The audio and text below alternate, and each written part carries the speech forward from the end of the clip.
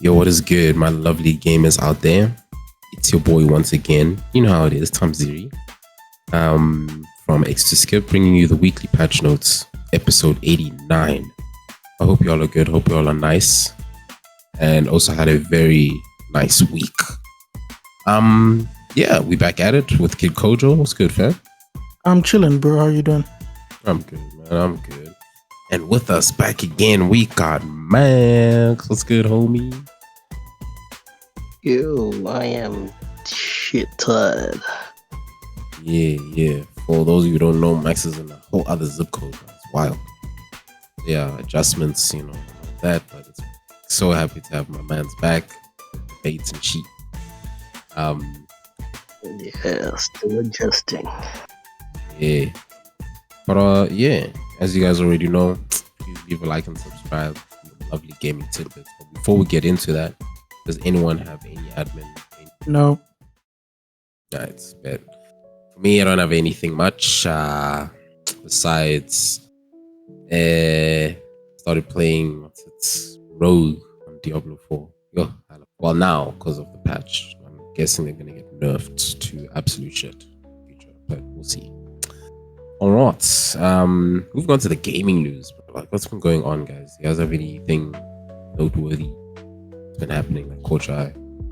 Yeah, so there's a few things that have been happening, but the one thing that has caught my eye this week is the announced retirement of Shuhei Yoshida from PlayStation. Okay. Anybody know who he is? Not a chance. Nope. Cool. I'm sure Kojo does. Yes, I do. Continue.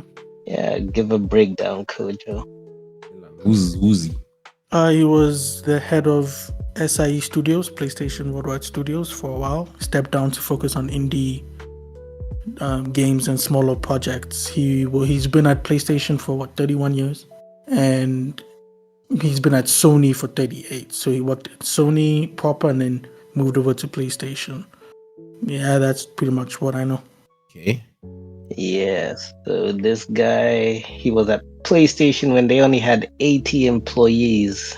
Now look at where they are now. And he's responsible for a lot of indie games coming to PlayStation that may have not come through. Another example of also what he's responsible for. When I say indie games, it doesn't necessarily just mean the smaller games.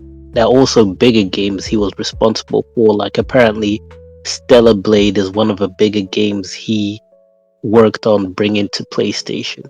And tell me, do you remember that commercial, or did you ever see that PlayStation commercial where they had a guy pass over a PlayStation game to a player and say on PlayStation you can borrow games?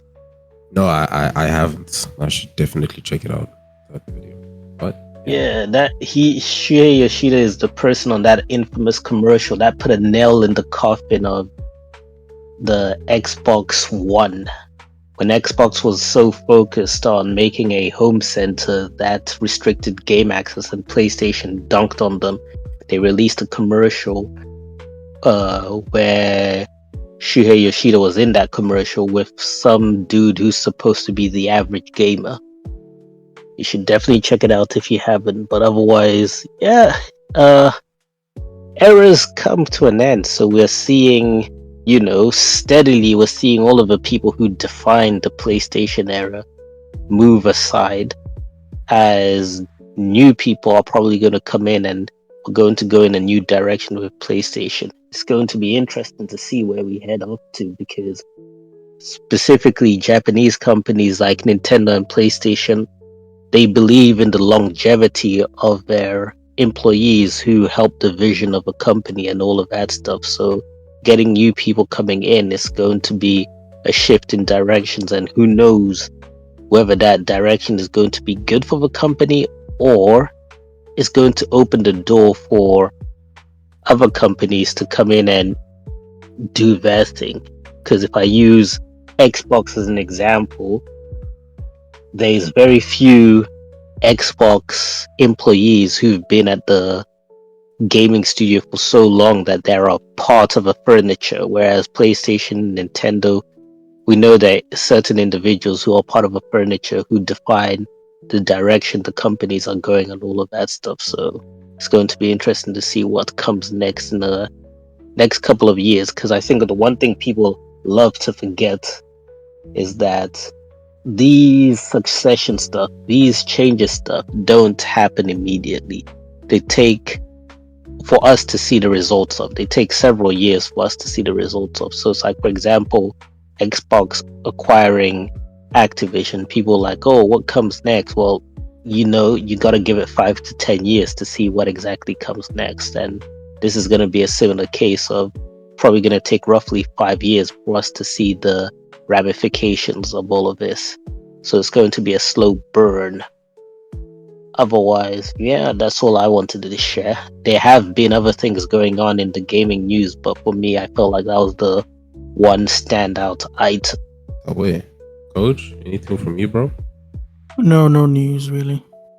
Okay. For me, it's just the fact that Sony has finally made From Software's parent company buyout offer. So yeah, Kadokawa will be the ones being purchased. So that's pretty dope. So yeah, I mean, why anyone should really care about this is Kadokawa, they were the ones who created Bloodborne. Yeah, I mean, they also dabbled in Elden Ring, Dark Souls as well. And From Software were pretty much part of them too. Well, no, they were part of From Software. So yeah, so mid-November, while back, there were a lot of talks. I think we had mentioned it in one of our podcasts. Maybe. No, we didn't actually. Shit.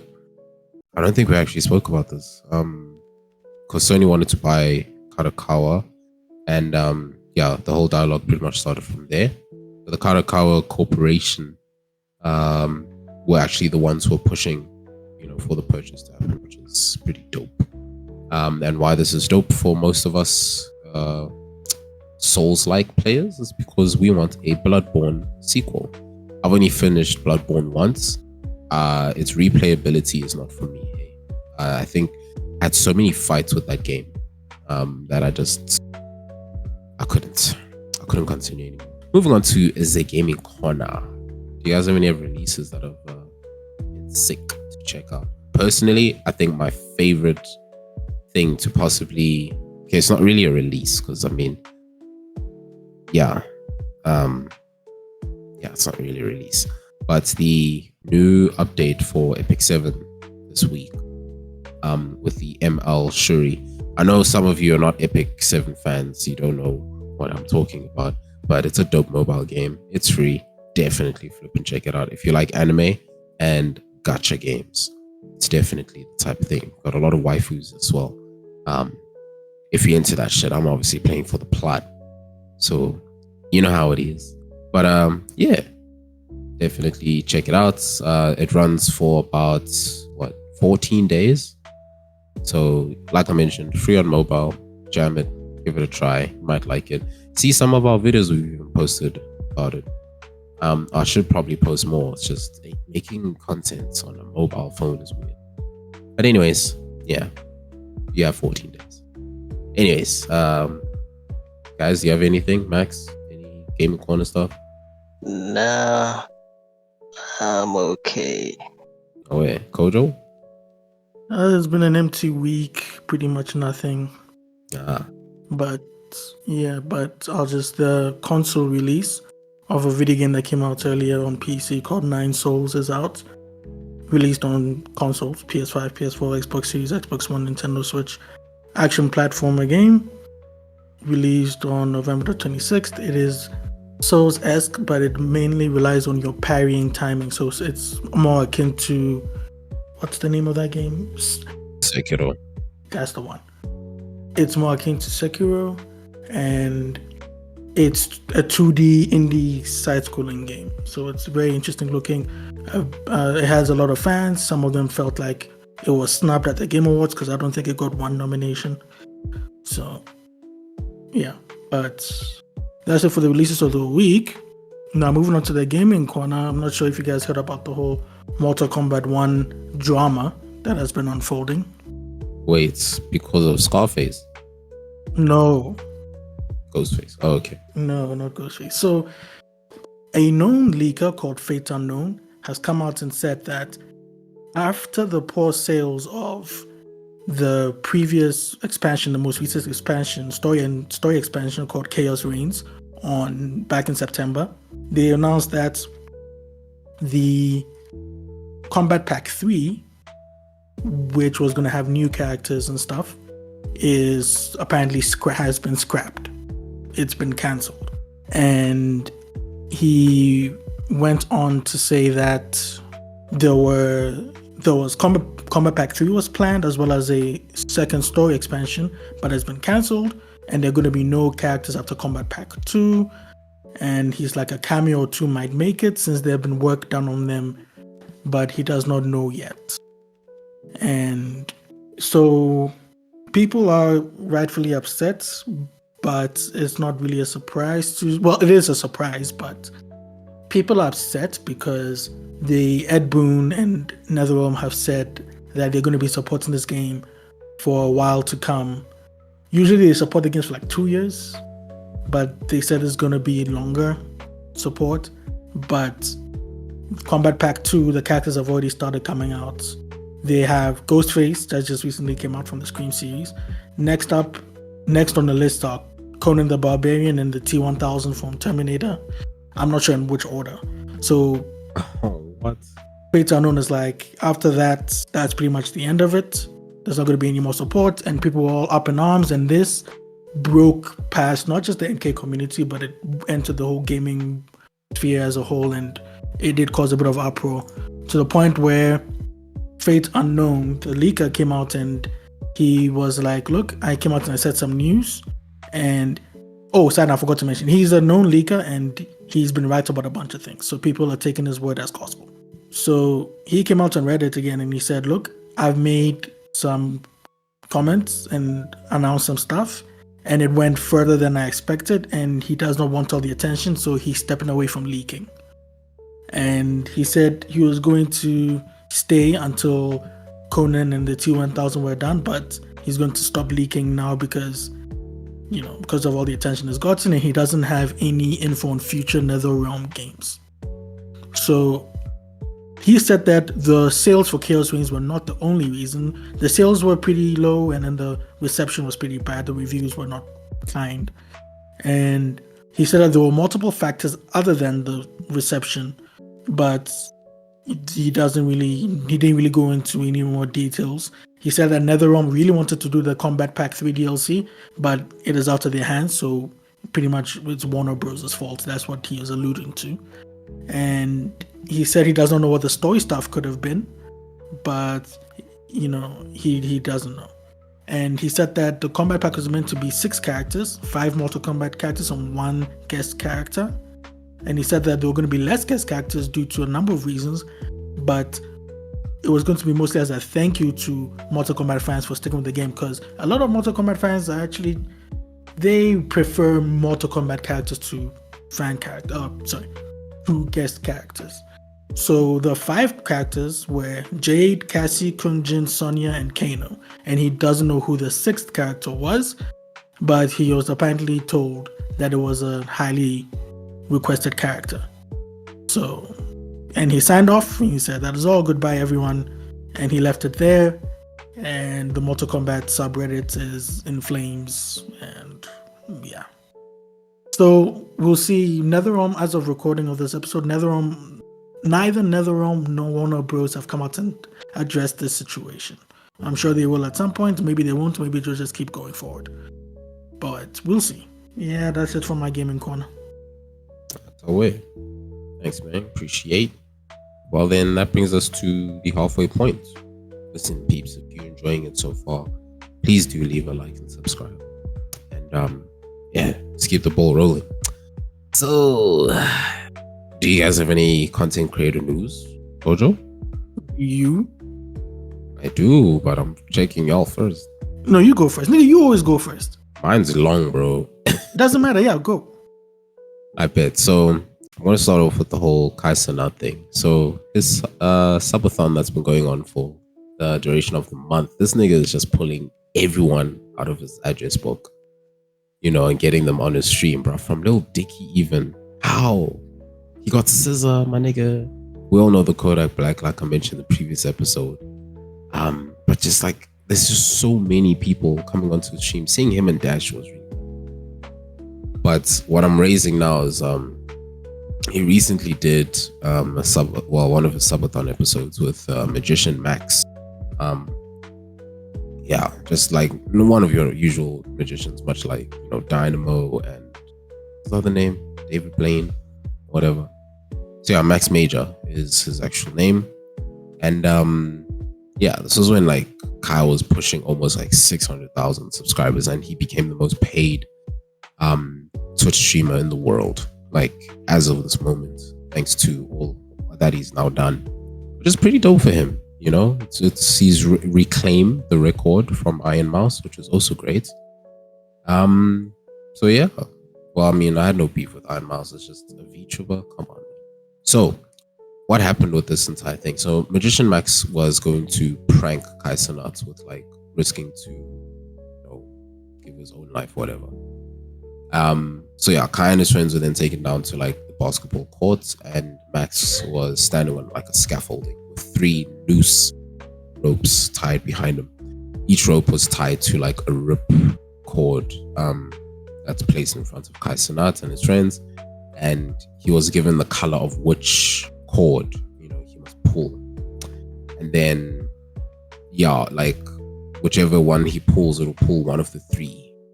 So after like a test run, they just showed Kai, like what it's going to look like. And then he pulled one of the cords, and then one of the nooses just lifted up. So now it's like, okay, so now we're going to try for real this time, but with 2 cords left. So now it's a 50-50 that you will hang this magician or nah. And then at like, so the magician then put it around his neck and let Kai choose. Now Kai filmed the reaction, didn't actually film Max doing, putting the noose around his neck. But then, when Kai Cenat pulled the one cord, then it was the one that Max had around his noose, and he started rising into the air, and there was a glimpse of it, and then they immediately turned it around because Kai was like, I'm gonna get banned, put the cameras down.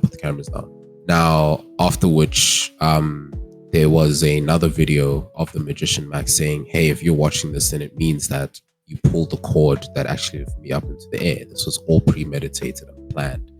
And I knew that this was going to happen. Like, it's, in some cases, some people might think, oh, this is a funny setup. Oh my gosh, what?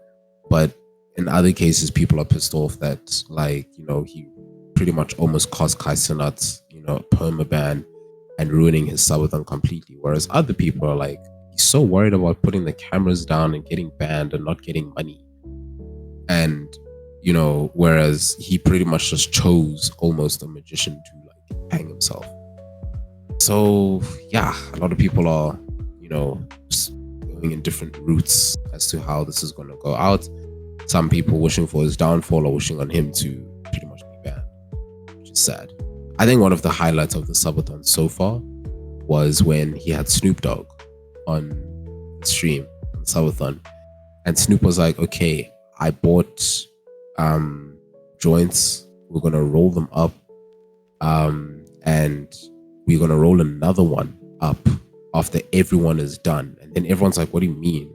Like, everyone is like, yeah, you're each getting a blunt, and then you're gonna smoke yours, and then as soon as the last person's done, we roll up another and keep going until 9 joints, bro, 9 each. Snoop Dogg. Then there's this other time where like he was like to Kai Cenat, okay, I want you to time how fast I roll. And Kai Cenat is like, okay, it's gonna be 12:20. And then Snoop Dogg was just like 12:20, I'd bet. And then read some of the chat just for a bit.